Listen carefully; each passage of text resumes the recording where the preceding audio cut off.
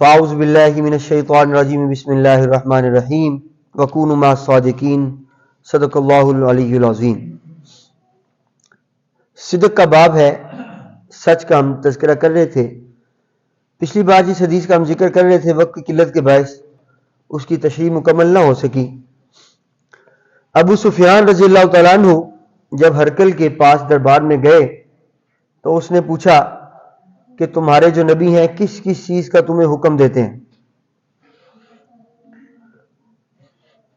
تو پچھلی بار ہم نے ذکر کیا تھا، پیارا کہ فرمایا یامرون بالصلاۃ، نماز کا حکم دیتے ہیں، والصدق، اور سچ کا حکم دیتے ہیں۔ سچ کی ایک وضاحت رہ گئی تھی، دوبارہ کر لیں پھر آگے چلتے ہیں۔ علماء نے سچ کے دو درجے لکھے ہیں یہاں پہ۔ الصدق ينقسم الى قسمین، صدق مع اللہ وصدق مع الناس۔ کچھ تشریح کی ہوگی تھی، کچھ رہ گئی تھی کہ سچائی کی دو قسمیں ہیں۔ ایک کیا ہے؟ بندہ اپنے رب کے ساتھ سچا ہو جائے، یعنی اپنی عبادات کو، اپنے اعمال کو، اپنے جتنے بھی اس کے اقوال ہیں، افعال ہیں، اس کو صرف اور صرف رب کے لیے خاص کر لے، اس میں کوئی دوسری نیت شامل نہ ہو۔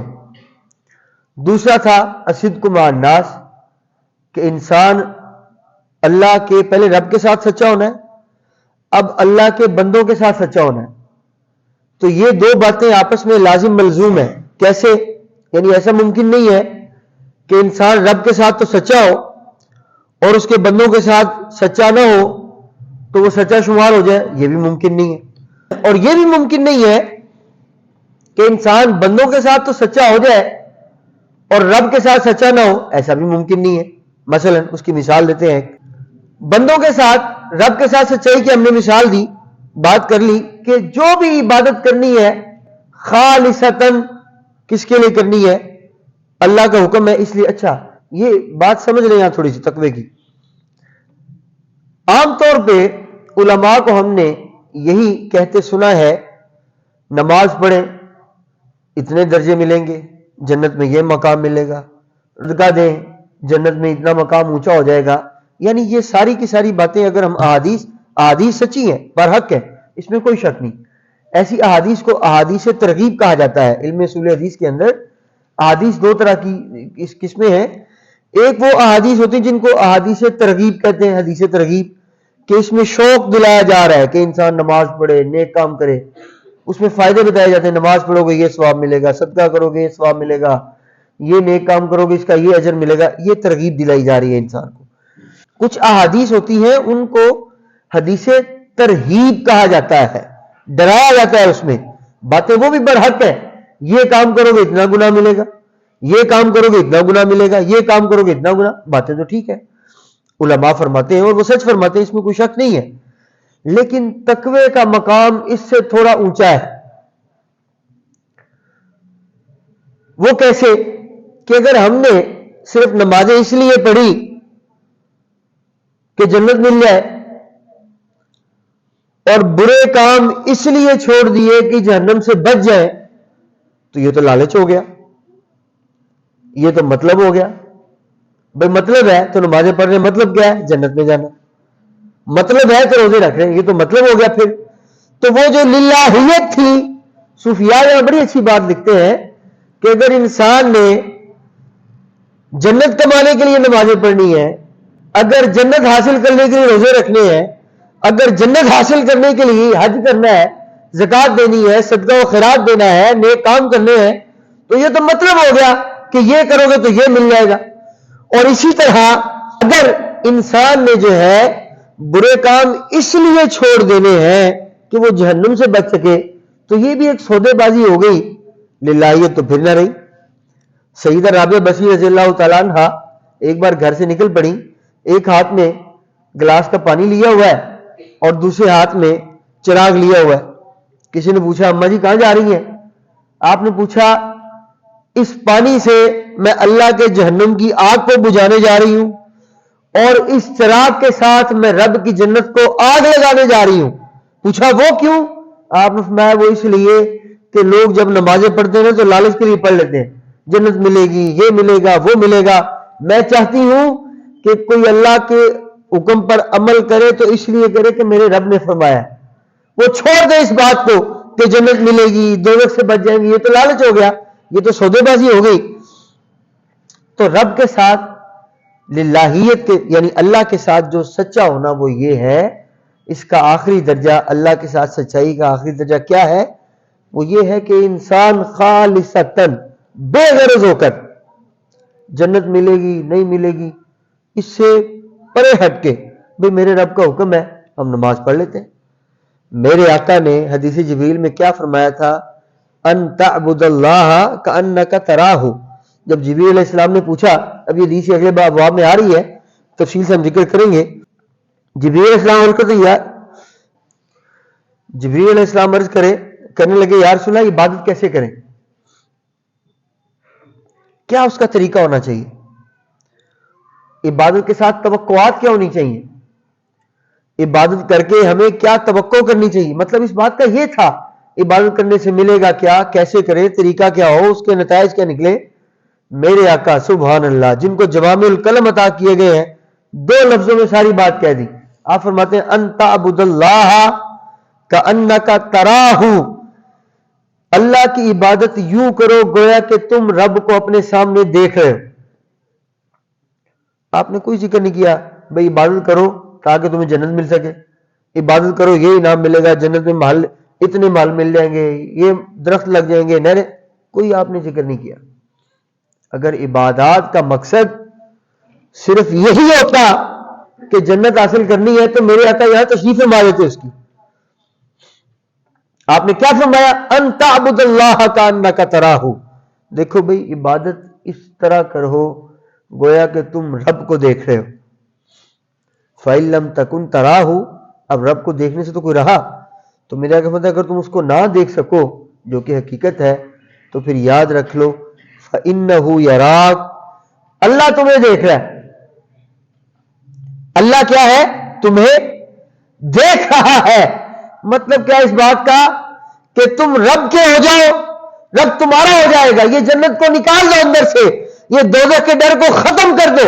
جب عبادت کی بات آ جائے تو رب کے ساتھ سچے ہو جایا کرو. یا اللہ تیرا حکم ہے ہم آگے تیری بارگاہ میں سجدہ کرنے، تیرا حکم ہے رکھ لیے روزے ہم نے، تیرا حکم ہے تو نے پیسہ دیا کر لیا حج ہم نے، تیرا حکم ہے دے دی زکات ہم نے، تو قبول کرے تو نہ. سبحان اللہ. بابا فرید گنج شکر رحمۃ اللہ علیہ اپنی کتاب اسرار الاولیاء کے اندر کیا قصہ خوب لکھا ہے آپ نے. بڑی مزے کی بات، غالباً یہ حدیث آگے آئے گی بھی. ایک شخص نے 1000 سال عبادت کی، بنی اسرائیل کی بات.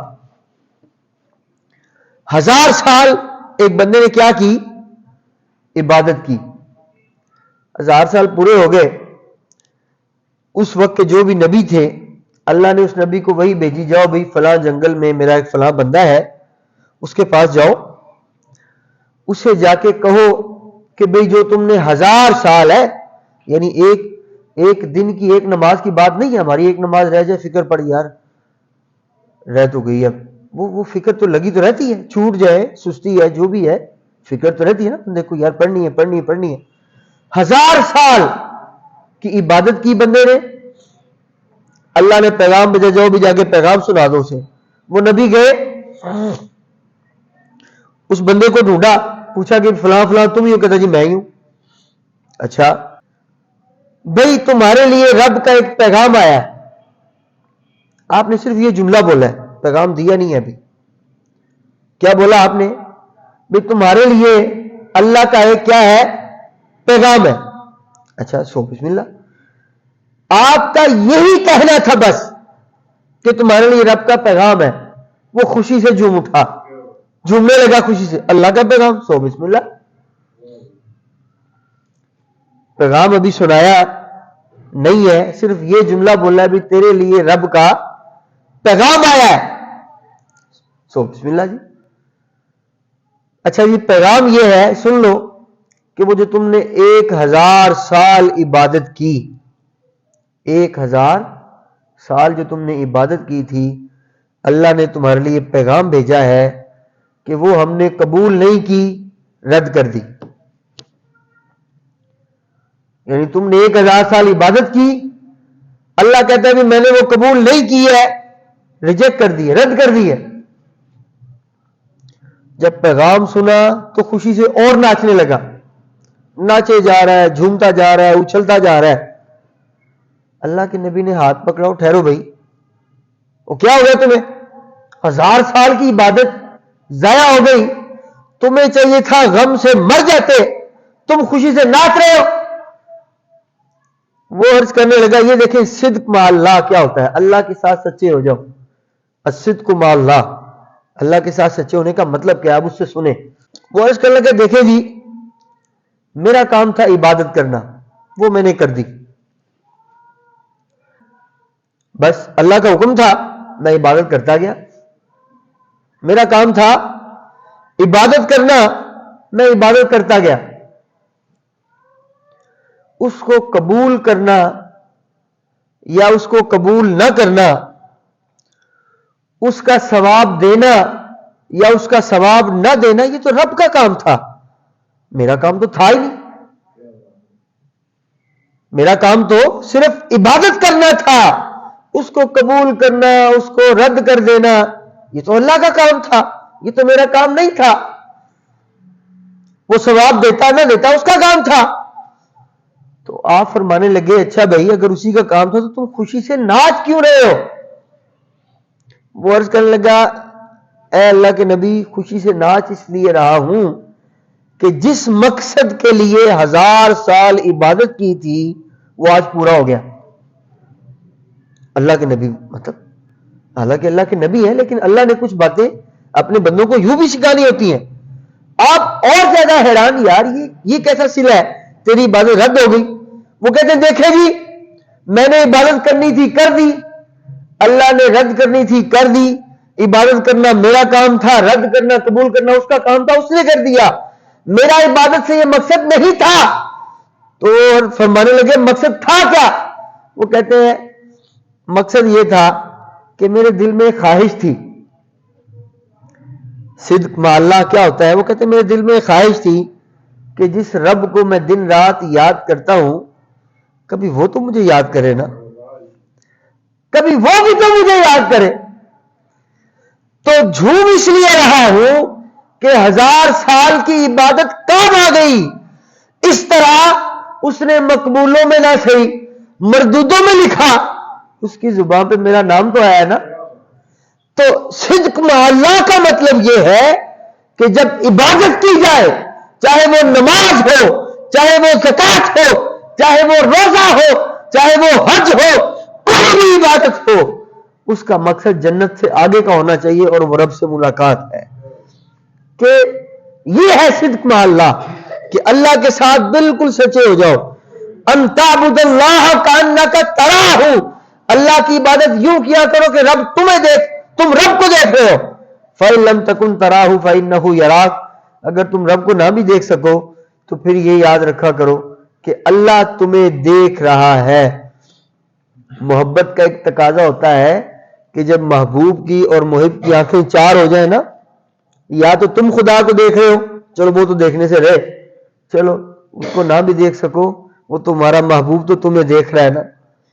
تو جب تمہاری آنکھیں تمہارے محبوب کی آنکھوں میں ہو اور اس کی آنکھیں تمہاری آنکھوں میں ہو، تو پھر جنت کا خیال آ جانا یہ محبت کی منافی ہے۔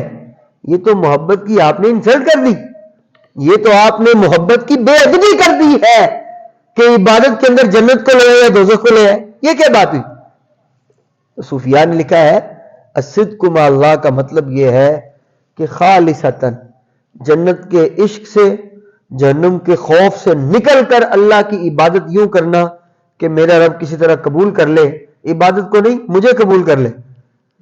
جس کو میں یاد کرتا ہوں کبھی وہ بھی تو یاد کر، دیکھو یار میرا بندہ، سردی ہے، پانی ٹھنڈا ہے، گیزر بھی نہیں لگا ہوا، پھر بھی ٹھنڈے پانی میں اٹھا ہے، وضو کیا، میری بارگاہ میں آ گیا، سبحان اللہ۔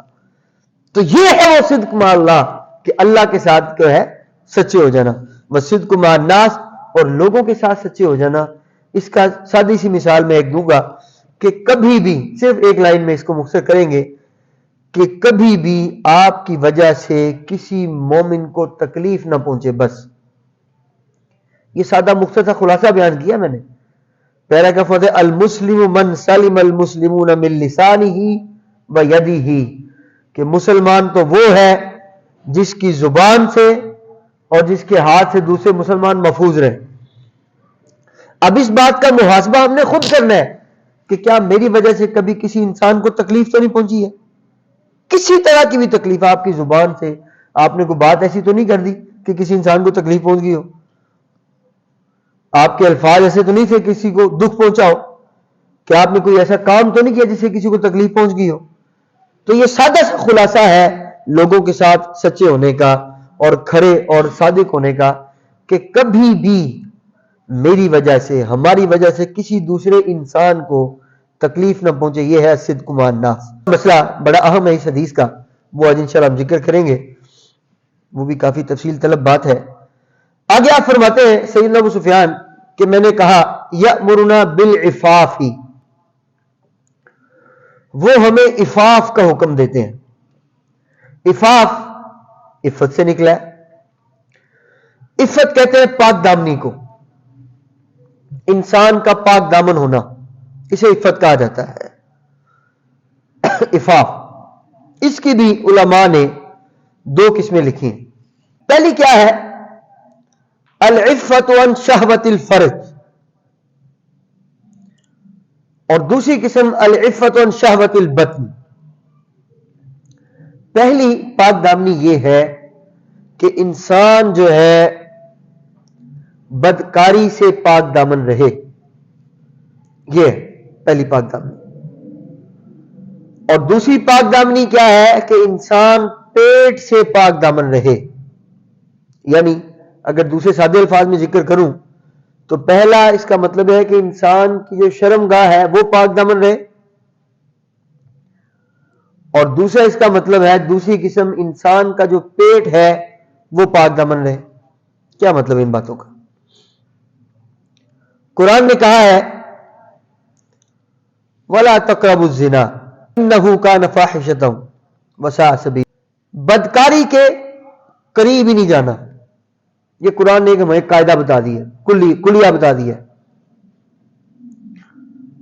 یعنی بدکاری کرنا تو بہت دور کی بات ہے، یہ تو ایسا گناہ ہے کہ اس کی توبہ میں نہیں سمجھتا۔ مفتیان کرام تو فتوے دے دیتے ہیں، لیکن میرا نہیں خیال توبہ قبول ہو سکتی ہے۔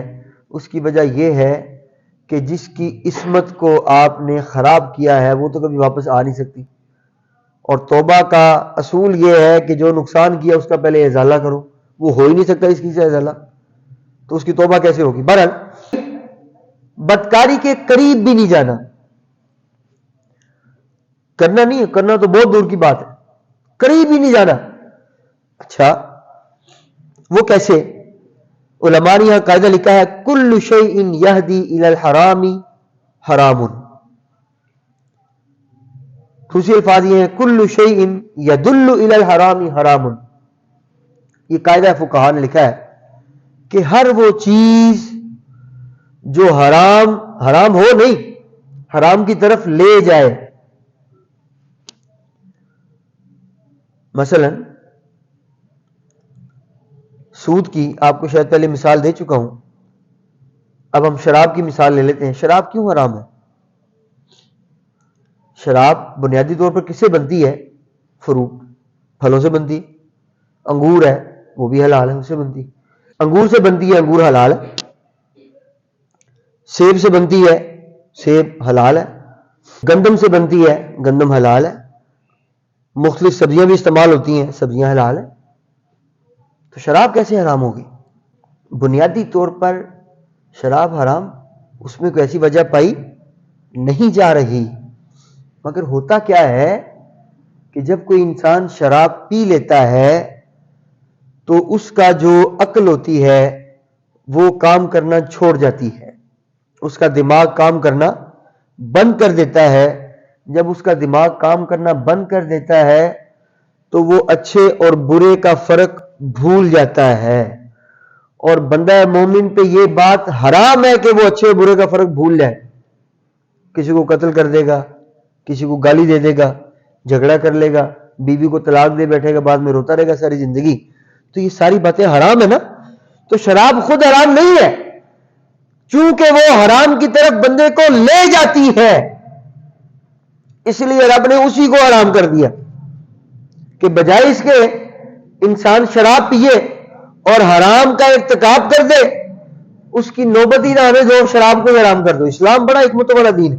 تو علماء نے قاعدہ لکھا ہے کل شیء یدل او یہدی الی الحرام حرام، ہر وہ چیز جو خود حرام تو نہ ہو لیکن انسان کو حرام کی طرف لے جائے، اسلام نے اس کو بھی حرام کر دیا، نہ وہ ہوگی نہ انسان حرام کا ارتکاب کرے گا۔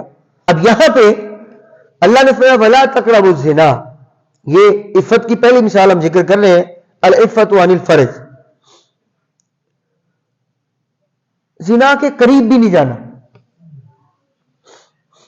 اب سوال یہ ہے کہ زنا کے انسان قریب جاتا کیسے ہے، یہ مہم سوال ہے، اس کو ہم سمجھ لیں اور اس کے آج ہم جواب کو بھی سمجھ لیں تو میرا خیال ہے ہماری بہنوں کے، بیٹیوں کے، خواتین کے جن کو مسائل ہیں پردہ کرنے کے اور جن کو مسائل ہیں کھلا لباس پہننے کے، وہ مسئلے حل ہو جائیں گے انشاءاللہ۔ عام طور پہ عورتوں کو جب حجاب کا کہا جاتا ہے، خاص طور پہ آج کل کے دور کی جو لڑکیاں ہیں، خواتین ہیں، تو ان کا ایک جواب ہوتا ہے بھی قرآن نے کہیں بھی چہرہ ڈھانپنے کا حکم نہیں دیا۔ بات تو ٹھیک ہے، اس نے جسم ڈھانپنے کا تو کہا ہے کہ اوڑھ لیا کرو اپنے یہ سینے کو اور سر کو، چہرے کو ڈھانپنے کا حکم قرآن میں کہیں بھی نہیں ہے۔ بات ٹھیک ہے، وہ اس موقع پہ ٹھیک ہے بالکل، لیکن وہ اس آیت کو بھول جاتے ہیں۔ قرآن نے کہا ولا تقربوا الزنا، بدکاری کے قریب بھی نہیں جانا۔ اگلا سوال کہ انسان بدکاری کے قریب جاتا کیسے ہے؟ کیسے جاتا ہے؟ عورت کو دیکھ کر، اس کے چہرے کو دیکھ کر، اس کے جسم کو دیکھ کر، اس کی حیت کو دیکھ کر۔ اللہ نے اس میں ایک انجذاب رکھا ہے، جذابیت رکھی ہے، کشش رکھی ہے، اور یہ ایک فطرت کا قانون ہے، اس نے دنیا کو چلانا ہے۔ اگر مردوں کے دل سے عورتوں کی محبت نکال دی جائے اور عورتوں کے دل سے مردوں کی محبت نکال دی جائے تو نسل کیسے آگے چلے گی، دنیا کیسے آباد رہے گی؟ تو یہ تو اللہ نے نظام ایک بنایا ہے، لیکن اس کا ایک حلال اور جائز طریقہ ہے، مگر اس سے پہلے اللہ نے فرمایا کہ ولا تقربوا الزنا، بیماری کے قریب بھی مت جانا، بدکاری کے۔ اس کا مطلب ہے بدکاری تو حرام ہے ہی ہے، اب ہر وہ کام جو اب آپ کو بدکاری کی طرف لے جائے، جو انسان کو گناہ کی طرف لے جائے، وہ بھی حرام ہے۔ اب وہ کیسے ہوگا؟ جب کسی انسان کی کسی عورت پہ نظر پڑے گی۔ اب اسلام قرآن کی نے نصی طور پہ تو ایسا کہیں نہیں کہا کہ چہرے کو ڈھانپ کے رکھو، ٹھیک ہے، لیکن علماء نے اس مسئلے کو بڑا واضح لکھا ہے۔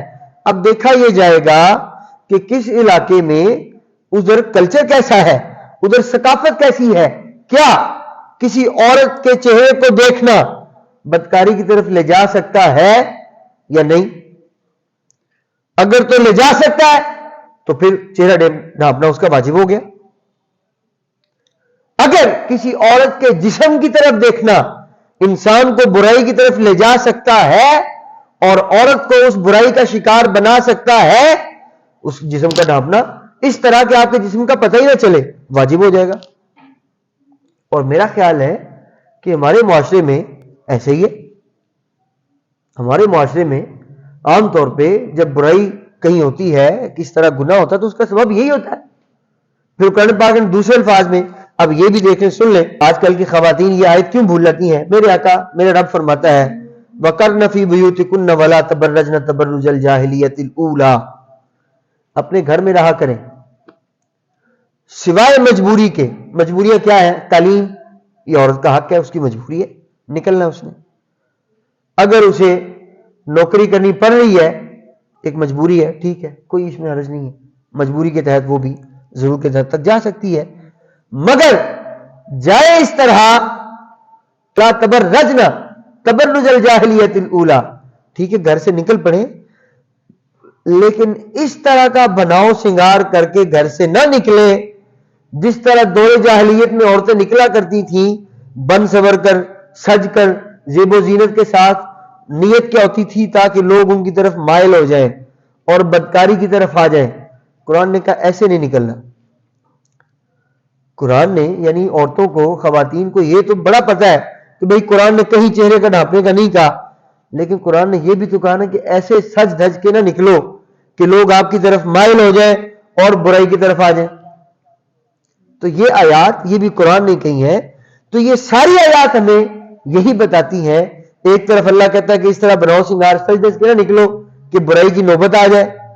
دوسری طرف آپ نے کیا کہا ہے کہ برائی کے قریب ہی نہیں جانا، مطلب ہر وہ چیز جو آپ کو برائی کی طرف لے جائے گی، اگر آپ ایسا عمل کرو گے جو برائی کی طرف لے کے جا رہی ہے تو وہ حرام ہے.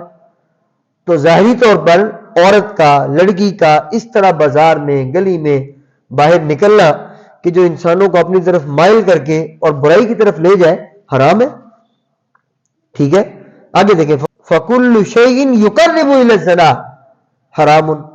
اب بدکاری تو حرام ہو گئی، لیکن ہر وہ چیز جو انسان کو بدکاری کی طرف مائل کر دے گی وہ بھی حرام ہو جائے گی اسی قاعدے کے تحت.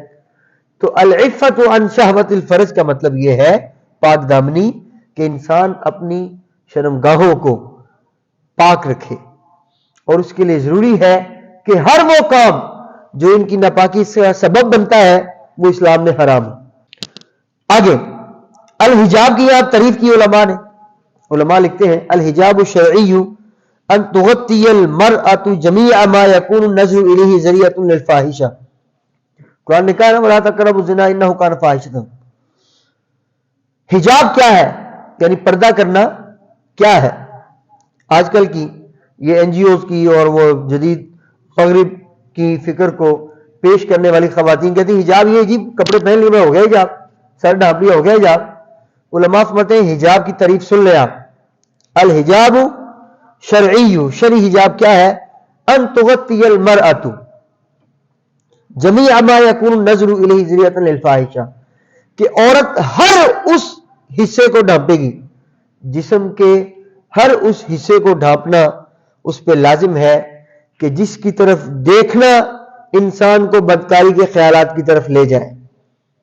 بدکاری کی طرف وہ تو بڑی دور کی بات ہے نا، خیالات کی طرف لے جائے، دل میں خیال بھی آ جائے.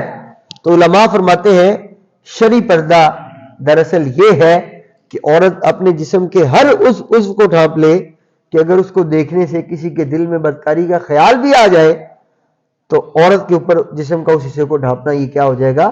واجب ہو جائے گا. یہ شرعی پردہ ہے.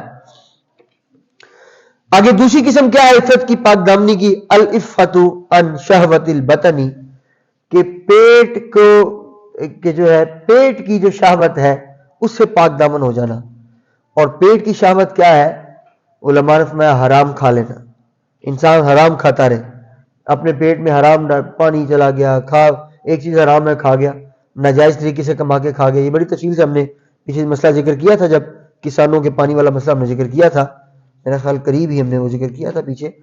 بہرحال تو شہوت عن البطن کا مطلب پیٹ کی جو شہوت ہے اس سے بھی اپنے آپ کو پاک دامن کرنے کا مطلب ہے کہ انسان ہمیشہ رزق حلال کے ساتھ جو ہے اپنی زندگی گزارے.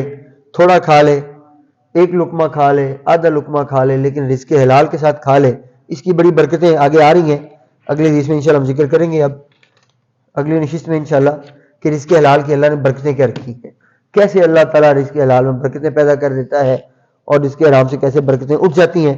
انشاءاللہ تعالیٰ اللہ نے توفیق دی تو اس کو ضرور ذکر کریں گے. اللہ تعالیٰ عمل کی توفیق عطا فرمائے. سارے احباب ایک بار فاتحہ شریف پڑھ کے اور 3 بار کل شریف پڑھ کے میں مل کر تاکہ اجتماعی صاحب کی دعا کی جائے.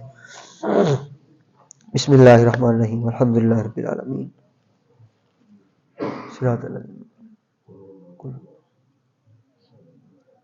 قل هو اللہ.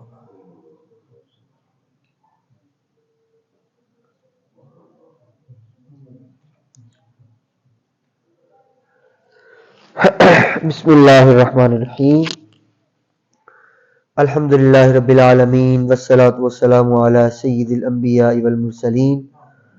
ربنا فاغفر لنا ذنوبنا وکفر عنا سیئاتنا وتوفنا مع الابرار. ربنا وآتنا ما وعدتنا على رسلك ولا تخزنا يوم القيامة انك لا تخلف الميعاد. یا رسول اللہ انظر حالنا، یا حبیب اللہ اسمع قالنا، اننی فی بحر غم مغرق خذ یدی سہل لنا اشکالنا، یا رب العالمین اس فاتح شریف کا ثواب، کل شریف کا ثواب، تیرا کلام پڑھا گیا اس کا ثواب، ہمارے پیارے آقا صلی اللہ علیہ وسلم کا کلام حدیث کو پڑھا گیا اس کا ثواب، اس محفل پاک کا ثواب یا اللہ تیری بارگاہ میں ہدیتاً تحفتاً پیش کرنے کو قبول و منظور فرما۔ اس کا ثواب یا رب العالمین ہمارے آقا دو جہاں سرور سرورہ رحمت للعالمین خاتم النبیین شفیع المذنبین حضور عالم رحمت دو جہاں کی بارگاہ میں پیش کرنے کو قبول و منظور فرما۔ تمام اہل بیت اطہار کی روح کو اصالہ ثواب کرتے ہیں قبول و منظور فرما یا رب العالمین۔ تمام صحابہ اکرام خصوصاً خلفائے راشدین کی روح کو اصالہ ثواب کرتے ہیں قبول و منظور فرما۔ تابعین تبع تابعین خصوصاً سیدنا ویسے کرنی رضی اللہ تعالیٰ عنہ کی روح کو اصالہ ثواب کرتے ہیں قبول و منظور فرما۔ تمام ائمہ مجتہدین اولیاء اکرام غوث کتب ابدال تمام مؤمنین مؤمنات سب کی روح کو اصالہ ثواب کرتے ہیں قبول و منظور فرما یا اللہ۔ خصوص بالخصوص ہمارے آقا و مولا شہنشاہ نقشبند ہادی و مربی حضرت خواجہ پیر غلام مرتضیٰ ناصر رسول رضی اللہ تعالیٰ عنہ، آپ کے قرۃ العین حضرت خواجہ پیر نور محمد ناصر رسول رضی اللہ تعالیٰ عنہ کی روح کو اصالہ ثواب کرتے ہیں قبول و منظور فرما۔ آپ کے تمام خاص و عام غلام سب کی روح کو اصالہ ثواب کرتے ہیں قبول و منظور فرما یا اللہ۔ حاضرین محفل کے جتنے احباب اس دنیا سے تشریف لے جا چکے ہیں تیری بارگاہ میں آ چکے ہیں یا اللہ، ان کی روح کو اصالہ ثواب کرتے ہیں قبول و منظور فرما۔ ان کی قبروں کو جنت کے باغات میں سے ایک باغ بنا دے یا اللہ۔ اس ہفتے ہمارے محلے میں جو فوتی ہوئی ہے ابھی آج 40واں تھا ایک دوست کا، بو اکبر صاحب کے والد صاحب کو، ان کی روح کو اصالہ ثواب کرتے ہیں قبول و منظور فرما یا اللہ۔ اس ادارے سے جو تعاون کرنے والے ہیں یا اللہ، جتنے ان لوگوں کے احباب اس دنیا سے جا چکے ہیں ان کی روح کو اصالہ ثواب کرتے ہیں قبول و منظور فرما۔ خصوص بالخصوص بانی دارالعلوم نقشبندیہ مجددیہ حضرت علامہ مولانا محمد مقبول احمد مرتضی صاحب رحمۃ اللہ علیہ، آپ کے برادر مکرم مناظر اسلام حضرت علامہ مولانا محمد منظور احمد مرتضی صاحب رحمۃ اللہ علیہ، ان کی روح کو اصالہ ثواب کرتے ہیں قبول و منظور فرما۔ ان کی قبروں کو جنت کے باغات میں سے باغ بنا دے، ان کو اعلیٰ علیین میں جگہ عطا فرما یا اللہ۔ اس محفل پاک کا صدقہ، اس احادیث پاک کا صدقہ جتنے بیمار ہیں یا اللہ سب کو شفاء کاملہ عطا فرما۔ جتنے بے روزگار ہیں ان کو رزق حلال عطا فرما، رزق حلال میں اتنی برکتیں عطا کر دے، اتنی برکتیں عطا کر دے کہ وہ رزق حلال ان کی تمام ضروریات کو کافی ہو جائے یا اللہ۔ ہمیں سید عمر فاروق جیسا حکمران، سیدنا صلاح الدین ایوبی جیسا سپاہ سالار عطا فرما۔